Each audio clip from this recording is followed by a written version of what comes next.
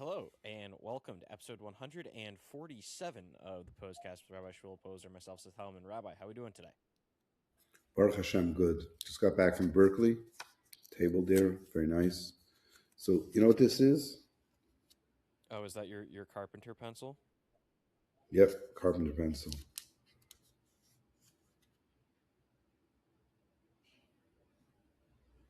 I like how you have it in the packaging too. Very nice.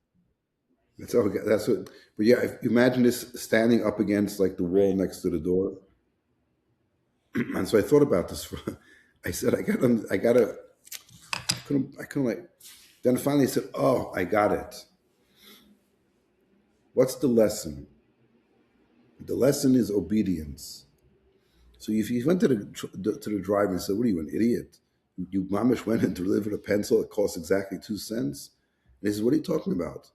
If the customer ordered it and he wants it, my job is to deliver." So that's the powerful lesson in serving Hashem. You think, it's not a big deal. You put a coin into the stucker box. So many little things that we do. But if Torah says we should do it, Hashem says to do it, then they have infinite value to them. And that's the idea of Kabbalah Sel. Kabbalah Sel means obedience. You be obedient. Imagine if guys doing some kind of project and desperately needs a carpenter pencil. Shine, he orders a carpenter pencil and gets it delivered. That's that. You know, it's incredible when it turns like 35 degrees. It's like, wow, it's amazing. It's nice and warm out. Yeah. It's warm out, right? It's warm because it's 35 degrees. And the people in Florida are complaining because it's 40 degrees. So it's too cold. So everything is relative. 35 degrees is warm for us compared to 8 degrees. And 40 degrees is cold compared to 70 degrees. Everything's relative. There's nothing in this world is absolute, except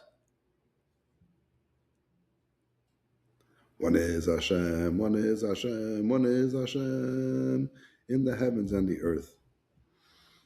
So last week at the Sinus Scholars class, I taught the Sinus Scholars class, and I asked them, is it easier to believe in God now in the modern world or back then in the primitive world? Like 1,000 years ago, 2,000 years ago.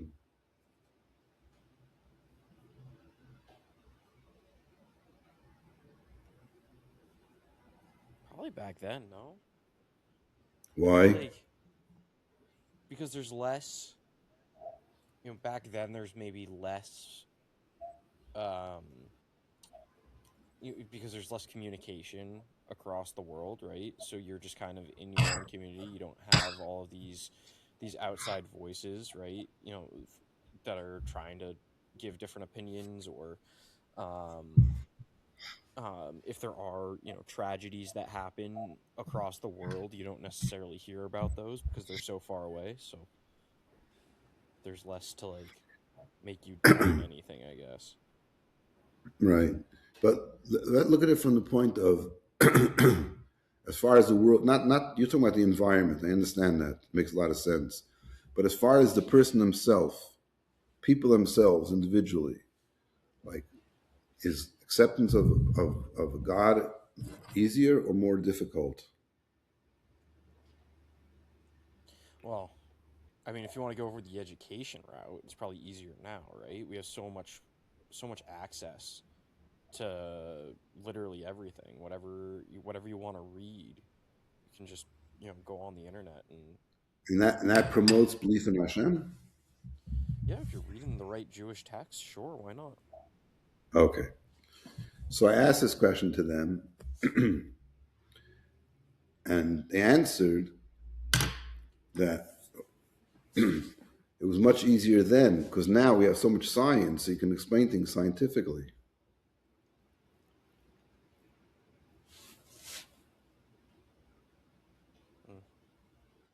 And then I had the same question on Friday night, And this guy said exactly the same thing. The question was, is it easier to believe in God 1,000 or 2,000 years ago, or is it easier now?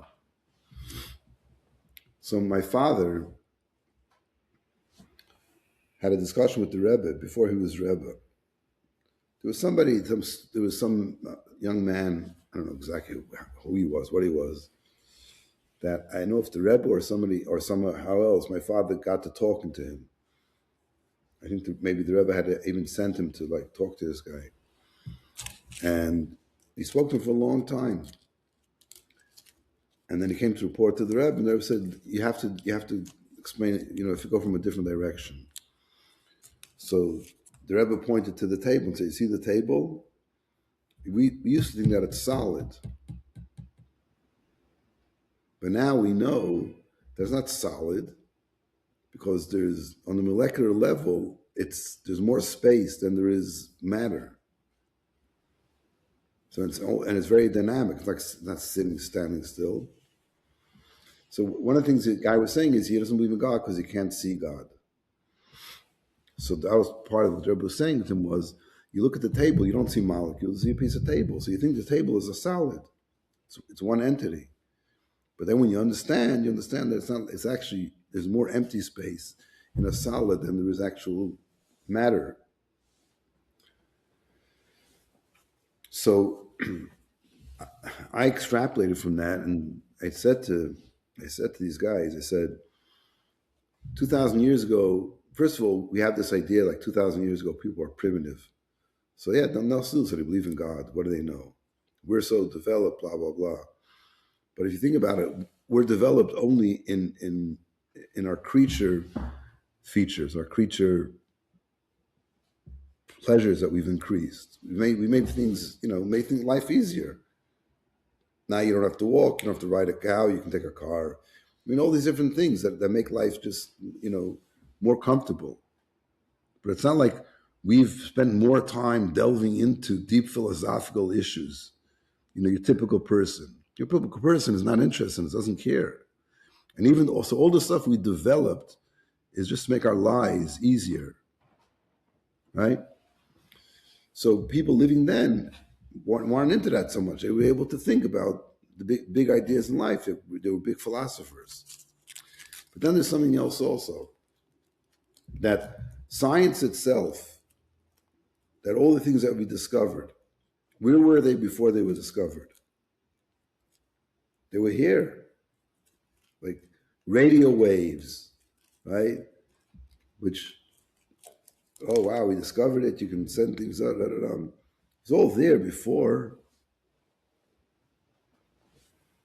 Like I was talking to this kid at Berkeley today, and I said to him, "Have you ever created anything?" He said, "Yeah." He's a Berkeley kid. He said, "I once built a guitar."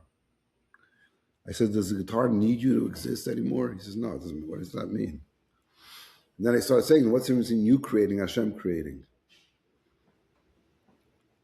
And finally, he actually came to understanding. He came on his own.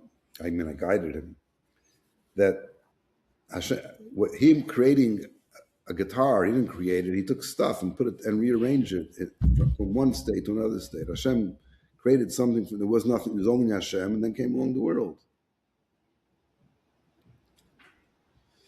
So in the world, there's what's in the world. So all this stuff that's been developed and discovered recently, in past years, technology and all that kind of stuff, is all there. It took human beings to figure out how to tap into it, how to harness it so we can use it, like electricity and other things, all these, everything else. And all of that has always been in the world. It's not like it came 20 years ago or 200 years ago. It's been there forever. Now, what else is there? Is in the world? What other potential is there? Now, someone who has the answer to that is going to be the next billionaire who's going to come up with some new thing that we can't even imagine. But the point being is that 1,000 years ago, or 2,000 years ago, 3,000 years ago, when the world was much simpler, you could say, oh, maybe there's a creator, maybe there's not a creator. But now that we've seen, the more science has developed, the more we see what's actually in the world. It makes it even more amazing. Like, so because either the world was created by Hashem or it came out on its own. So the more we see the complexity of the world, the more it's like, wow, this couldn't just come on its own. Like all this stuff just happened to be in there. It happened to develop that way. So what we're doing is we're tapping into all the mysteries and all the energy and the potential the world has. But the more potential we see, the more it impresses us that it must be a creator, not less.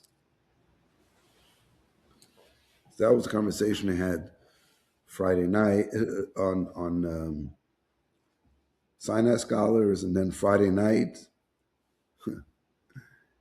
And then after Shabbos, Saturday night, Mitzvah Shabbos, like 9:30, the doorbell rings. So we look in the little camera thing we have, and I see like these three guys, whatever. I go downstairs. They're all freshmen in BC. I don't know. And it seems that one of them's father was Jewish. You know, he was taking a course on religion, and they were talking about Chabad. He said Chabad is very welcoming. They always have an open door. And it was freezing cold. They weren't dressed properly for the weather.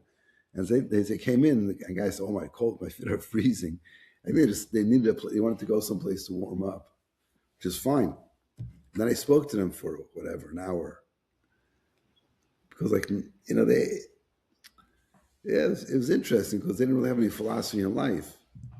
But, guided conversation, talk about Hashem, talk about belief in God. And then that also comes the whole idea of creation of the world. Very fascinating.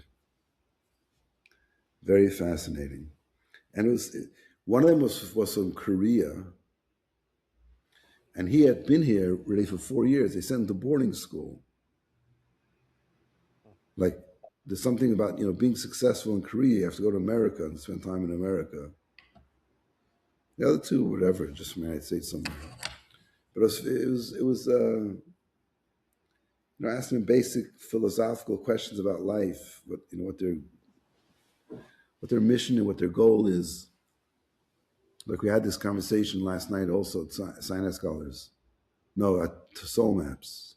I don't know if you remember, meaning versus purpose. People looking for meaning in life. But then the question is, what's your purpose? Like, who put you here? The difference in meaning is people wake up one day and say, "Oh, no, I'm X amount of years old. I have no meaning in life. I'm going to find something meaningful to do." Purpose means, your question is, I'm here. Why am I here? Who put me here? And for what reason? Which is a much deeper question. Because meaningful life means I'm here and I go find meaning. It doesn't work, find something else. It doesn't work, find something else. That's why so many people are restless, because they're looking for meaning in life. Like, why? What would the world do if I wasn't here? How would the world survive? Would it matter? Would it matter if I'm not here?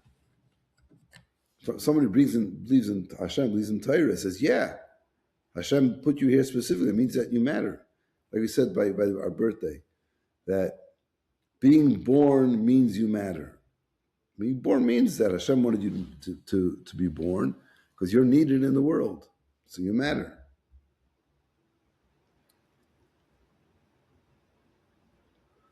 Not like I'm here now. I got to figure out, why am I here?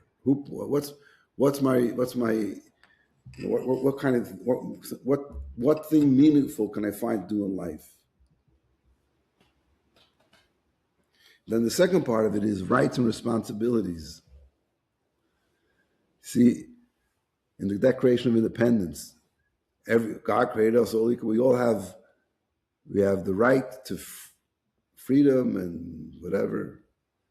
But the Torah doesn't have any rights. The Torah is all full of responsibilities. You have to do this, you have to do that, you shouldn't do this, you're not allowed to do that. Even feeding the hungry and providing for the poor, the Torah says you have to do it. It's a mitzvah to do it. It's not a matter of rights. If you came here on a purpose, then you have a responsibility, right? It flows one from the other. If I'm looking for meaning in life, then I don't respond to somebody else. I just got to find what makes me work, what I want to do. Yeah. That's, I think, a fascinating idea, that the more we look at the world, the more we realize that there's so much there that's always been there.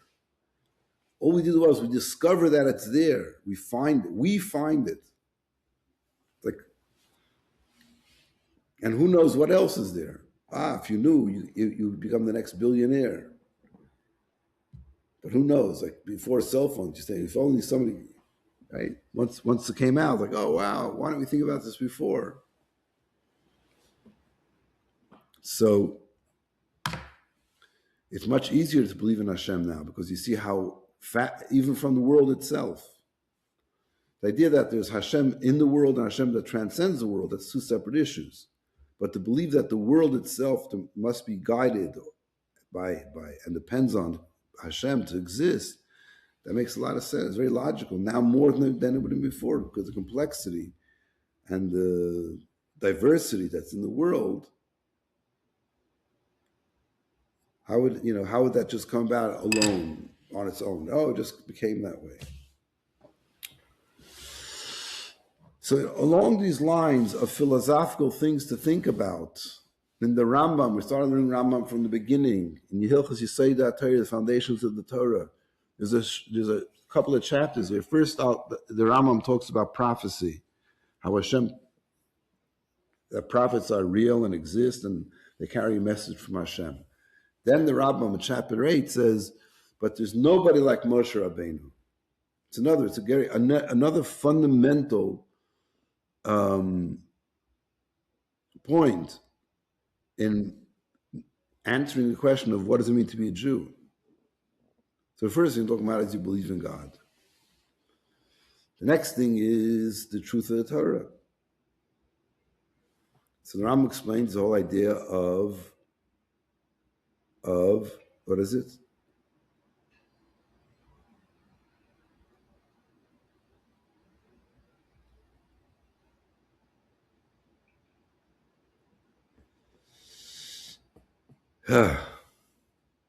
What was I saying? Good over there?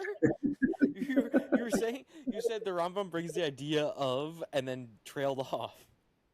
I assumed it was a rhetorical question that I would get an answer from you, and then my screen freezes and I look up and it looks like you're falling asleep. Is that bad? People know that I do. People who haven't come for Friday nights get the experience now.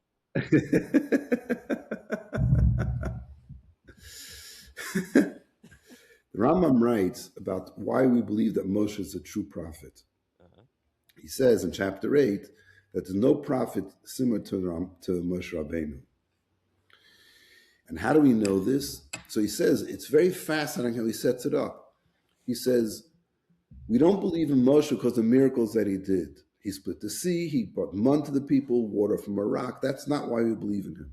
And he says, the only reason Moshe Rabbeinu did those things is because they needed it. The Jews needed it. And the Rambam is very implicit in saying that anybody who does miracles, you could always say it's sorcery or it's magic. That wouldn't be a basis to believe in it. So all the things that Moshe Rabbeinu did, it's not that they weren't miracles. They were miracles, but those miracles were not done so that the Jews would believe in Moshe. And that's why it says, but before giving the Torah, which we read last week, that Hashem says, when I will speak to you on the mountain, the Jews will believe in you, believe in Moshe. That's this famous thing that Moshe doesn't get the Jews to believe in God. The Jews believe in God. God gets the Jews to believe in Moshe. So when Moshe tells them in 3 days God's going to appear in the mountain, and Hashem appears in the mountain after 3 days, what does that mean? That means that Moshe is a true prophet. So the fact that Hashem shows up at the appointed time substantiates that Moshe is a true prophet, which is a fascinating idea. Now, and where do we see this? In the Torah, Moshe, when he talks to the Jews, Chumash Devarim says, you were there, you saw. So it's not saying that it's not like you heard something with somebody else.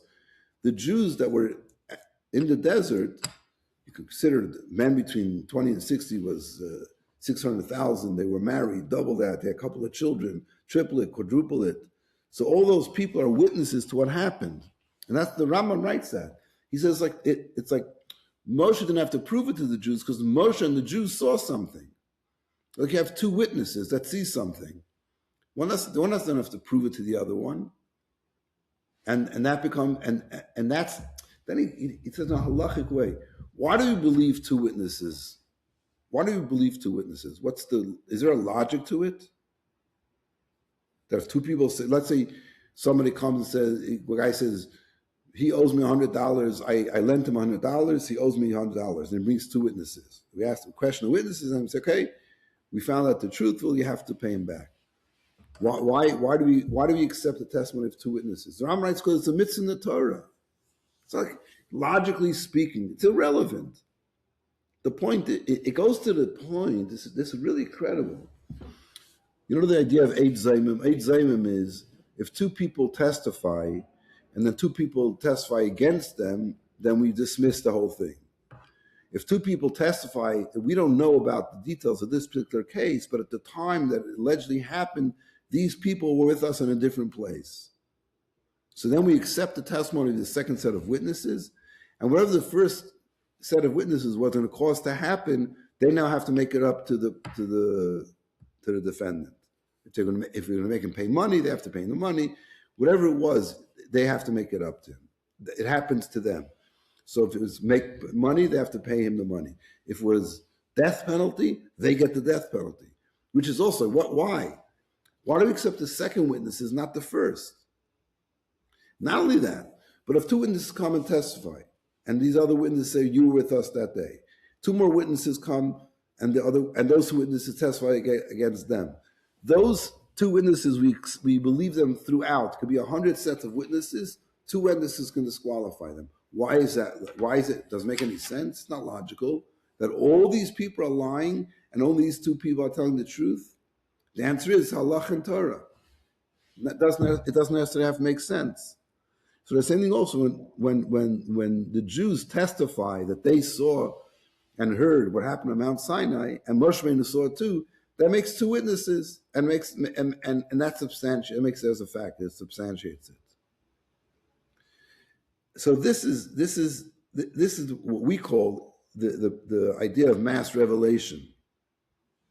That it's not like some prophet showed up and said, "I had a dream, and God told me this and that and da da da da." Moshe says to the Jews, "You'll see in 3 days Hashem's coming to appear on Mount Har Sinai." If he did, that means that Moshe knows what he's talking about. And that because there were so many Jews that witnessed it, that's the whole point. And then Moshe writes it in the Torah, like, what would happen? Would anybody transfer that Torah to the next generation?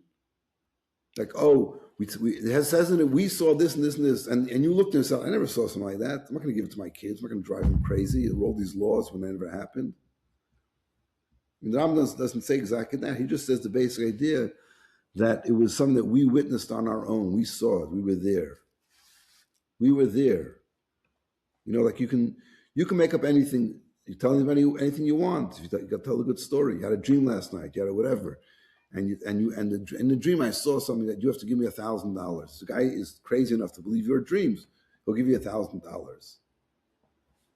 But if you say to him, "You heard yesterday from God, you have to give me $1,000," then they say, "Wait a second. Either he heard or didn't hear."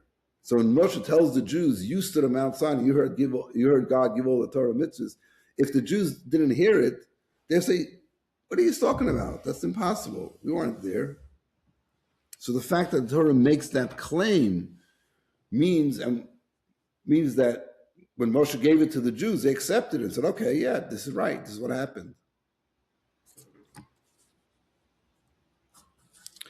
Anyway, so these are the things that we're thinking about these days.